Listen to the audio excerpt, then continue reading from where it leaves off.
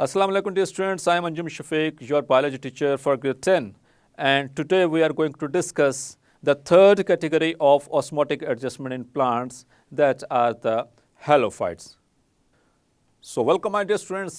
जैसा कि आपको पता है कि हमने प्रीवियस लेक्चर में ऑस्मोटिक एडजस्टमेंट स्टार्ट किया था, उसमें हमने शुरू में कंपेयर किया हाइड्रोफाइट्स को और साथ में जीरोफाइट्स को। उसके अंदर थोड़ी सी अडेप्टेशंस को कंपैरिजन में पढ़ाया गया था, जैसे कि हाइड्रोफाइट्स के पत्ते बड़े बड़े, जीरोफाइट्स के पत्ते छोटे छोटे। बड़े पत्ते किस लिए? ज़्यादा सरफेस एरिया के लिए। छोटे पत्ते किस लिए? कम सरफेस एरिया के लिए। कम सरफेस एरिया मीन्स कम नंबर ऑफ स्टोमेटा, ज़्यादा सरफेस एरिया मीन्स ज़्यादा नंबर ऑफ स्टोमेटा। उनको पानी से जान छुड़वानी थी हाइड्रोफाइट्स को, इनको पानी को सेव करना था जीरोफाइट्स को। तो इस तरह से अल्लाह ताला ने इनको मुख्तलिफ adjustments the.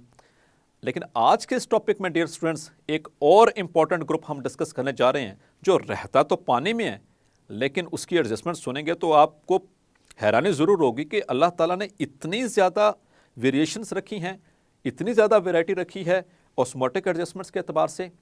So my dear students, today we are going to discuss the halophytes. Hello, ये हैलो वो वाला नहीं है, हैलो ये हैलो है HALO। हैलो कहाँ से डिराइव हुआ? केमिस्ट्री का नॉलेज थोड़ा सा रिवाइव कीजिए, उसमें पढ़ा होगा अपने halogens. Yes my dear students, group 7A the halogens, जिसमें chlorine, fluorine, bromine, iodine, astatine, ये सारे आपने एलिमेंट्स पढ़े। तो हैलो का मतलब यहाँ पर सॉल्ट से लिया जा रहा है, और फाइट वो वाले फाइट नहीं, PHYTE मतलब के प्लांट्स। तो आप समझ तो गए होंगे, ये ऐसे प्लांट्स हैं जो ऐसे इन्वायरमेंट में रहते हैं जहाँ पर सॉल्ट्स बहुत ज़्यादा हैं। तो माय डियर स्टूडेंट्स, डेफिनेटली अब सॉल्ट हमारे इस इर्द गिर्द तो नहीं है, हवा के अंदर तो नहीं है, जो कहाँ पर हैं ये? Yes my dear students, they are living in the marine environment. तो पानी की बात की थी हमने, तो इस अर्थ के ऊपर 70% क्या है? वाटर। और उसकी डिवीजन हमने की थी किस तरह से कि उसमें फ्रेश वाटर भी हैं और मैरीन वाटर। फ्रेश वाटर कहाँ पर होता है my dear students? Yes, in the rivers, in the ponds, in the lakes. जबकि मैरीन वाटर कहाँ पर होता है माय डियर स्टूडेंट्स? जो नमकियात वाला पानी होता है, जिसको हम कहते हैं नमक वाला पानी या कड़वा पानी जिसको कहते हैं, वो होता है समंदरों के अंदर, in the seas and in the oceans.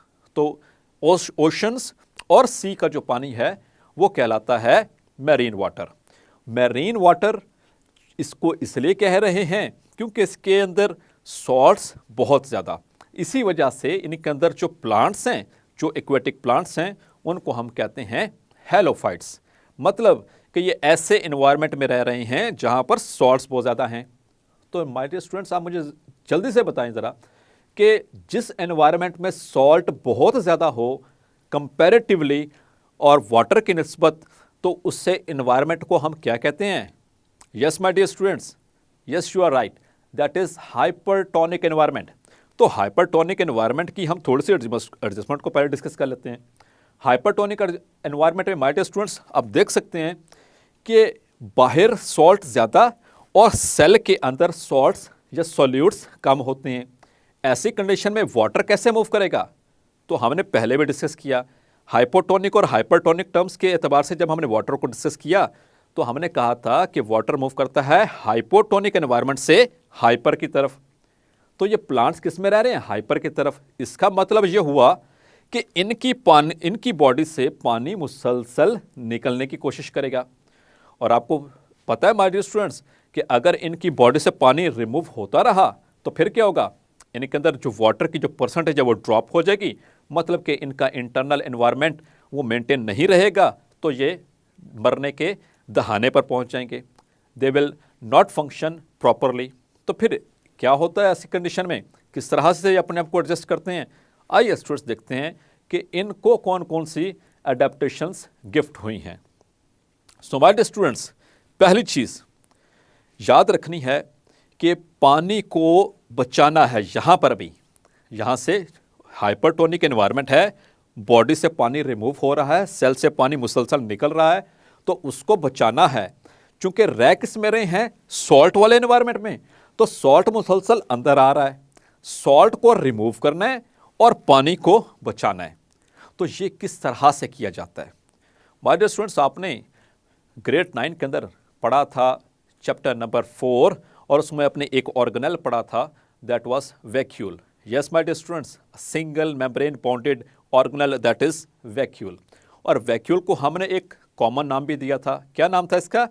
It is a storage organelle. ये चीज़ों को स्टोर करता है, सिंगल मेम्ब्रेन बॉन्डेड और ये चीज़ों को स्टोर कर लेता है। ये खास तौर पर पानी को स्टोर करता है अपने अंदर, इसके अलावा फूड को भी स्टोर कर लेता है और इसके अलावा ये मुख्तलिफ तरह के मेटाबॉलिक वेस्ट को भी अपने अंदर स्टोर करने की सलाहियत रखता है।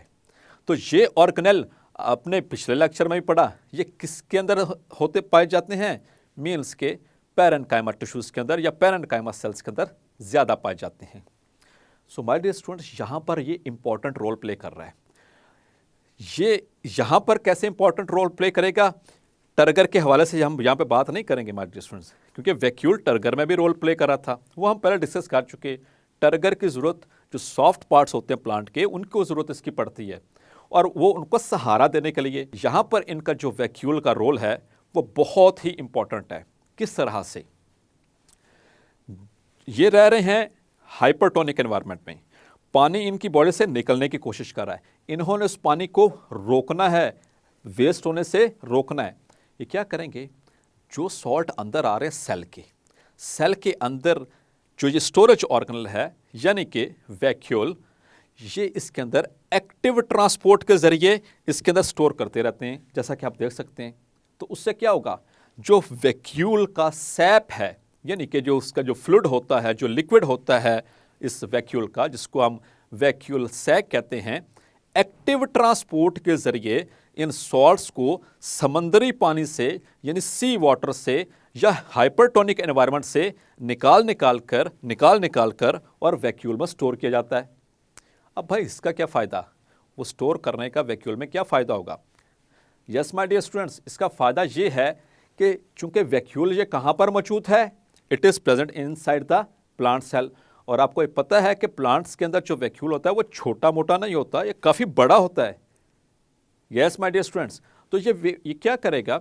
सेल के अंदर मौजूद वैक्यूल, इसका सैप हाइपरटोनिक हो जाएगा और बाज़ औक़ात इतना हाइपरटोनिक हो जाता है, इसके अंदर इतनी परसेंटेज हो जाती है सॉल्ट्स की एक्टिव ट्रांसपोर्ट के ज़रिए कि ये बाहर के एनवायरनमेंट यानी कि समंदर का जो पानी है या ओशंस का जो पानी है, जो मैरीन वाटर है, ये उससे भी ज़्यादा हाइपरटोनिक हो जाएगा।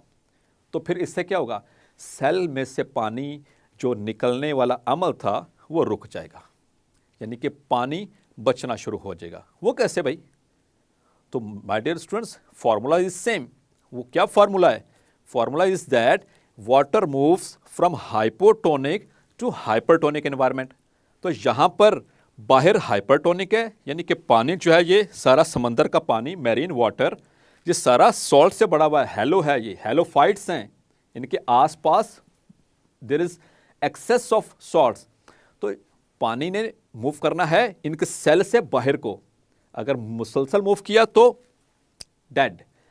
बच कैसे रहे हैं? उस वैक्यूल के सैप को समंदर के पानी की निस्बत ज़्यादा कॉन्सेंट्रेट करके।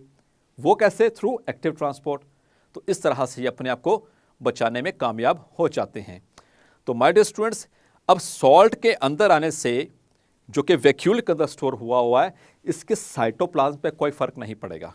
मतलब कि ऐसा नहीं कि इसका साइटोप्लाज्म जो है वो हाइपरटोनिक होना शुरू हो जाएगा, ऐसी बात नहीं है, क्योंकि इसको स्पेशली स्टोर किया जाएगा इस वैक्यूल के अंदर।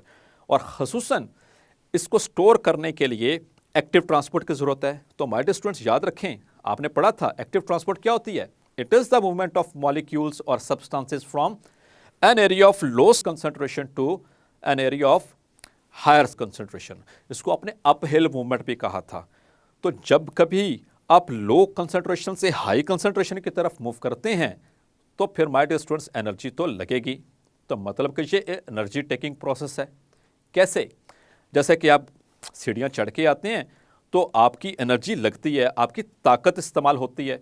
सो माय डियर स्टूडेंट्स, इसी तरह से क्यों आप लो से हाई की तरफ आ रहे हैं, सीढ़ियाँ नीचे हैं, आप ऊपर की तरफ आ रहे हो, तो जैसे जैसे हम स्टेयर्स को मूव करते जाएंगे हमारी एनर्जी इस्तेमाल होती जाएगी। लेकिन आपने कभी नोट किया कि वापसी के ऊपर हम बहुत आसानी से आ जाते हैं, तो हाई से जब लो की तरफ आते हैं तब इतनी एनर्जी इस्तेमाल आमतौर पर नहीं होती। सो माय डियर स्टूडेंट्स, यहाँ पर जो आयंस मूव कर रहे हैं, जो सॉल्ट्स को एक्टिव ट्रांसपोर्ट के जरिए सेल के अंदर लाया जा रहा है, वहाँ पर टोटली इन्वॉल्व है एक्टिव ट्रांसपोर्ट, मतलब कि लो से हाई की तरफ। सेल जो है उसके अंदर वैक्यूल है, वैक्यूल के अंदर सॉल्ट्स हैं, उसको जानबूझकर लो से हाई कंसंट्रेशन की तरफ लाया जाएगा, यानी साइटोप्लाज्म से होता हुआ वो कहाँ जाएगा, टू द। अब इसको ट्रांसपोर्ट करने के लिए जारी बात, जस्ट एन इंफॉर्मेशन, ताकि आपको थोड़ा सा मैकेनिज्म समझ आ जाए कि वो ऐसा कौन सा मैकेनिज्म है कि ये वैक्यूल के जरिए एक्टिव ट्रांसपोर्ट हो पा रही है। तो याद करें डियर स्टूडेंट्स कि यहाँ पर एक्टिव ट्रांसपोर्ट के लिए अल्लाह ताला ने इनके अंदर प्रोटीन चैनल्स रखे हैं, ख़ास किस्म के कुछ गेट्स हैं, कुछ चैनल्स हैं जो कि एक्टिव ट्रांसपोर्ट करवाएंगे और समंदर से सॉल्ट निकलवा कर और इनके वैक्यूल के सैप के अंदर जमा करवाएंगे। लेकिन ऐसा नहीं कि वो जमा करवाते जाएंगे, वो तो बहुत नुकसान भी हो सकता है इससे। तो फिर क्या होगा माय डियर स्टूडेंट्स, सिर्फ उतनी कंसंट्रेशन मेंटेन करवाएंगे, सिर्फ इतनी अमाउंट में सॉल्ट को वो सेव करवाएंगे इस वैक्यूल के अंदर कि वाटर लॉस मिनिमाइज हो सके, ताकि ये अपनी बॉडी के जो जितने भी फंक्शंस हैं उनको आसानी के साथ और आज़ादी के साथ परफॉर्म कर सकें, क्योंकि water is the main constituent. ये पानी में रहते हुए भी पानी को बचा रहे हैं, जबकि हाइड्रोफाइट्स वो भी पानी में रह रहे थे लेकिन वो उससे जान छुड़वा रहे थे।